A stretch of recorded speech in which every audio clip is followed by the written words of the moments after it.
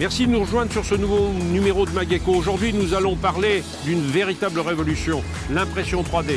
Pour ce faire, nous venons rencontrer Alain Guérin, le dirigeant du groupe VTech et de Reprotec, sa filiale, qui vendent du matériel et qui réalisent des impressions 3D. Alain Guérin, bonjour. Bonjour Bernard. Alors vous êtes donc le patron du groupe VTech, qui comprend entre autres Reprotec. Reprotec, nous sommes dans les locaux de Reprotec à Challans. Et nous venons surtout pour vous parler d'un nouveau concept important qui va probablement révolutionner un peu les choses dans le monde de la fabrication, l'impression 3D. Pouvez-vous nous dire rapidement ce que c'est que l'impression 3D? Bien sûr. Alors déjà, moi je suis dans le domaine de l'impression depuis 23 ans, 24 ans. C'est mon métier. L'entreprise a été créée autour de l'impression, autour du document. Et il est vrai que jusqu'à aujourd'hui, nous imprimons en 2D. En 2D, c'est-à-dire que vous avez un document avec abscisse ordonnée, XY, et nous passons à la 3D, en suite logique vis-à-vis de notre métier qui tourne autour de l'impression, en y ajoutant la notion du Z, autre dimension, qui permet donc de donner de l'élévation à un objet, permet de modeler un objet. Véritablement de fabriquer un objet en quelque sorte.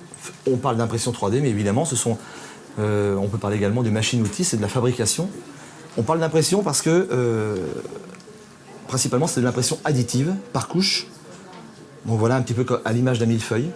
Donc on parle d'impression 3D de ce fait-là, que l'on va accumuler des couches qui vont finir par former un objet. Comme si on rajoutait des couches d'encre en quelque sorte, mais là, il ne s'agit pas d'encre, il s'agit de matériaux dans lesquels on peut fabriquer des objets. Alors, vous nous avez apporté quelques exemples d'objets que vous avez fabriqués sur votre machine, et on s'aperçoit qu'effectivement, non seulement on peut fabriquer des objets, mais on peut fabriquer des objets en une seule pièce, alors qu'on ne pourrait pas le faire avec d'autres matériaux, ou avec d'autres systèmes.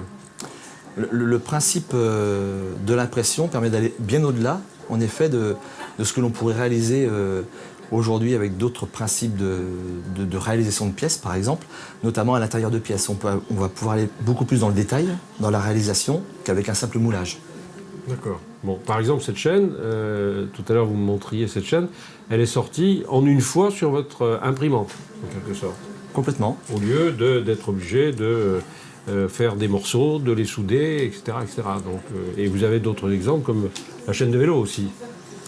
Alors c'est assez stupéfiant, en effet. On peut faire une impression d'un objet simple comme un peigne. J'en ai de moins en moins besoin, mais un peigne, par exemple, en passant par un roulement. Ça, c'était imprimé, réalisé en une seule fois également, avec un principe que l'on pourra développer tout à l'heure si vous le souhaitez. Là, nous avons imprimé un écrou et un boulon en 20 minutes environ.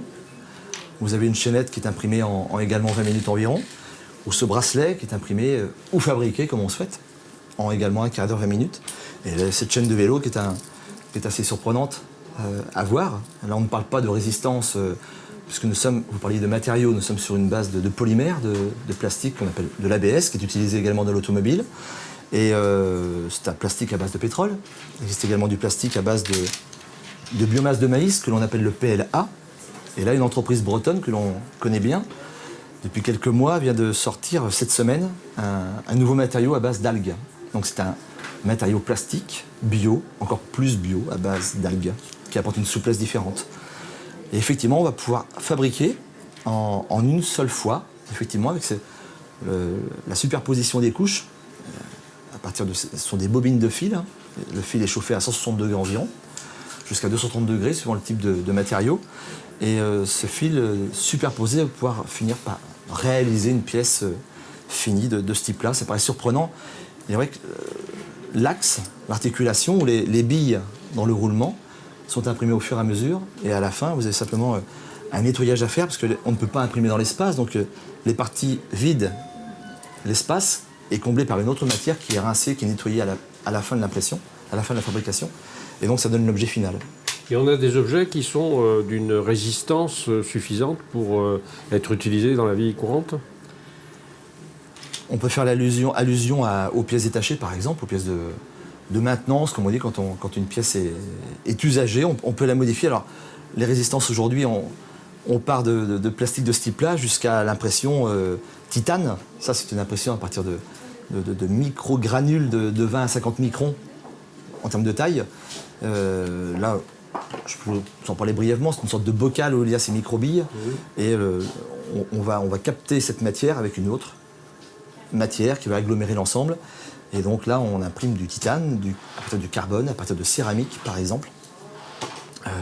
Même à partir pour ce qui est de l'aspect médical ou agroalimentaire. Aujourd'hui, on va assez loin. Aux États-Unis, on vient d'imprimer le premier steak. Ça paraît surprenant. Aux États-Unis, la NASA travaille énormément sur le sujet de l'alimentation pour les astronautes, par exemple. Donc là, ils sont en train de travailler, la NASA, sur de l'impression de pizza américaine, bien sûr. Pizza américaine. Alors, donc effectivement, on peut, grâce à ces matériaux, obtenir une résistance semblable à celle qu'on obtient dans les matériaux de tous les jours. Est-ce qu'on peut arriver aussi loin que l'acier? Pas sûr.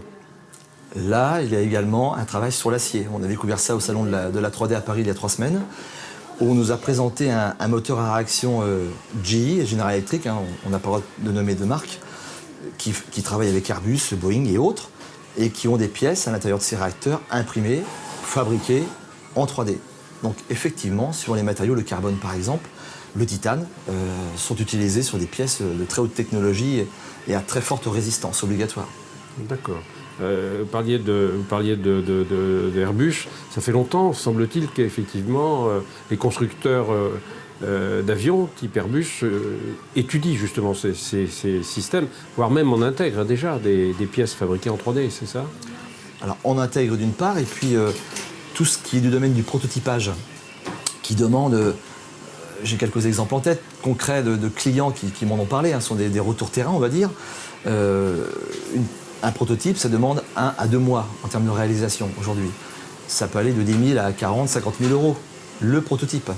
Et il faut parfois le recommencer, parce que ça ne convient pas, ça ne fonctionne pas, etc. Aujourd'hui, on raccourcit énormément cette durée de fabrication à 1 semaine environ. En 1 semaine, on peut s'engager à fabriquer un prototype. Et en termes de coût, c'est divisé par 5 jusqu'à 10 en termes de coût matière. Alors, ce ne sera pas forcément en alliage, mais par contre, le prototype qui est réalisé au bout de 8 jours permet déjà d'en parler et d'avancer dans le projet en termes de R&D, dans les réunions techniques, les réunions commerciales, les réunions R&D, et d'avancer dans le projet beaucoup plus rapidement qu'avec une manière habituelle de fabriquer dans une usine avec des tours et des fraiseuses à commande numérique, par exemple. Alors, demain, ces entreprises pourront proposer soit la fabrication habituelle en termes d'usinage ou l'impression 3D à un coût différent, à un délai différent, avec une matière différente. D'accord. Et je crois qu'aussi, on constate qu'il y a de plus en plus d'utilisation médicale, en fait, pour effectivement changer une dent ou une hanche ou quelque chose comme ça. Je crois qu'on commence à beaucoup travailler là-dessus.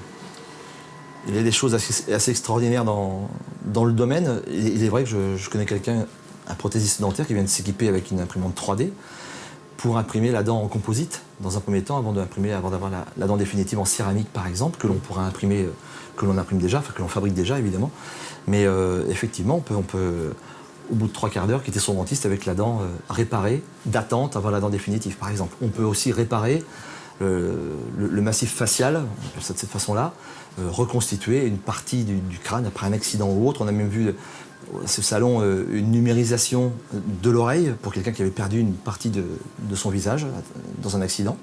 Et reconstituer le moule de l'oreille en image miroir pour reconstituer l'oreille qui manque. Vous parliez de numériser, donc c'est-à-dire qu'en fait, pour fabriquer un objet, il faut commencer par avoir toutes les coordonnées de cet objet. Il faut donc rentrer un fichier dans lequel on aura toutes les images finalement qui correspondent à l'objet. Alors, comme nous, dans notre entreprise, l'impression c'est notre métier. Aujourd'hui, nous créons, nous imprimons, nous numérisons et nous communiquons après. Mais soit c'est un objet qui est déjà existant, qu'un bureau d'études ou qu'un architecte peut nous fournir. On a déjà le cas d'une impression là, sur une réalisation architecturale qui demande 36 heures d'impression.